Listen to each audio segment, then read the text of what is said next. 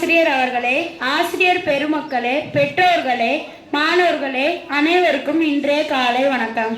இன்றைய மாணவர்களிடம் காலை 5 மணிக்கு எழுந்து படிப்பீர்களா என்று கேட்டால் ஆமாம் சார், அலாம் ஆஃப் எழுந்திருப்போம் என்பார்கள்.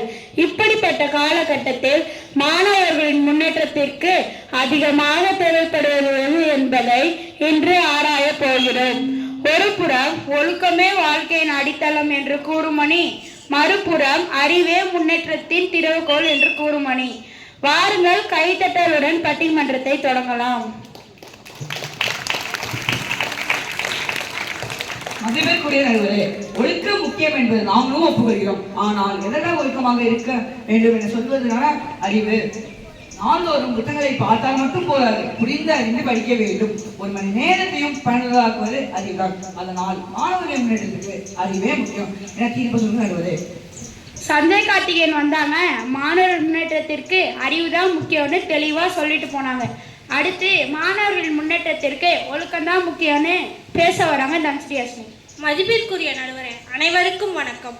ஒழுக்கம் இல்லாத மாணவன் பேனா இல்லாத தேர்வர் போன்றவர். அலாரம் வைத்துவிட்டு மீண்டும் தூங்குபவர்களுக்கு அறிவிருந்தாலும் பயனில்லை.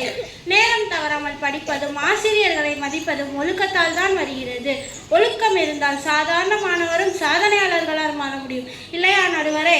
எனவே ஒழுக்கம்தான் முக்கியம் என்று தீர்ப்பை சொல்லுங்க. தன்ஸ்ரீ அஸ்மி வந்தாங்க, மாணவர்கள் முன்னேற்றத்திற்கு ஒழுக்கம் தான் மிக அவசியம்னு சொன்னாங்க. ஒரு சிறந்த மாணவனுக்கு ஒழுக்கம் மிக மிக முக்கியம்தான். ஆமாவா இல்லையா? ஆனா அதெல்லாம் இல்ல, அறிவுதான் முக்கியம் அப்படின்னு சொல்ல வராங்க ஆரிஸ். மதிப்புக்குரிய நடுவரே வணக்கம். எதிரணியினர் ஒழுக்கம் இல்லாமல் எதுவும் முடியாது என்பார்கள். ஆனால் தேர்வரங்கில் கேள்விக்கு பதில் எழுவது ஒழுக்கம் அல்ல, அறிவு. உலகின் அனைத்து கண்டுபிடிப்புகளுக்கும் காரணம் அறிவு. இன்று தொழில்நுட்ப உலகில் முன்னேற அறிவு மிகவும் அவசியம்.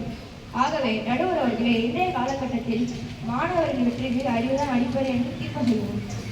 நம்ம ஆரிஸ் வந்தாங்க, அறிவு இல்லைன்னா தொழில்நுட்ப உலகில் முன்னேற முடியாதுன்னு சொன்னாங்க. அடுத்து ஒழுக்கம்தான் முக்கியம்னு பேச வராங்க பவானி. நடுவர் உள்ளிட்ட நல்லவே வணக்கம். எதிரணியினர் அறிவு முக்கியம் என்பார்கள். நாளை படிக்கலாம் என்று தினமும் சொல்லுவது அறிவா? ஒழுக்கமுள்ள மாணவர் கொஞ்சம் கொஞ்சம் படித்து வெற்றி பெறுவார். ஒழுக்கமில்லாத அறிவு சார்ஜ் இல்லாத செல்போன் போன்றது. வெளியே அழகாக தெரியும், ஆனால் வேலை செய்யாது. ஆகவே மாணவர்களின் வெற்றிக்கு ஒழுக்கமே அடிப்படை. அதனால் ஒழுக்கம்தான் முக்கியம் என்று தீர்ப்பை சொல்லுங்க. நம்ம பவானி வந்தாங்க, ஒழுக்கம் இல்லைன்னா படிக்க முடியாது. ஒழுக்கம் இல்லாத மாணவன் சார்ஜ் இல்லாத செல்போன் மாதிரின்னு சொன்னாங்க. அடுத்து அறிவு தான் முக்கியம்னு பேச வராங்க பிரஜன். மதிப்புக்குரிய நடுவரே, ஒழுக்கம் பாதையை காட்டலாம், ஆனால் அந்த பாதையை முன்னேற்ற செய்வது அறிவு. மருத்துவர், விஞ்ஞானி, பொறியாளர் என அனைவரையும் உயர்த்துவது அறிவே. அறிவு இல்லாமல் ஒழுக்கம் மட்டும் இருந்தால் முன்னேற்றம் முழுமையடையாது.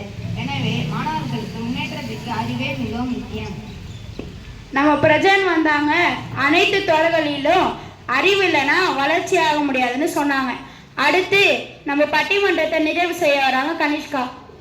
மதிப்பிற்குரிய நடுவரே வணக்கம். உலகின் அனைத்து பெரிய மனிதர்களாலும் ஒழுக்கத்தை பின்பற்றியவர்களே.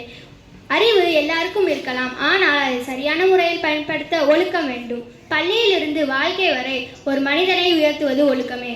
எனவே மாணவர்களுக்கு மிக முக்கியமானது ஒழுக்கம். நன்றி.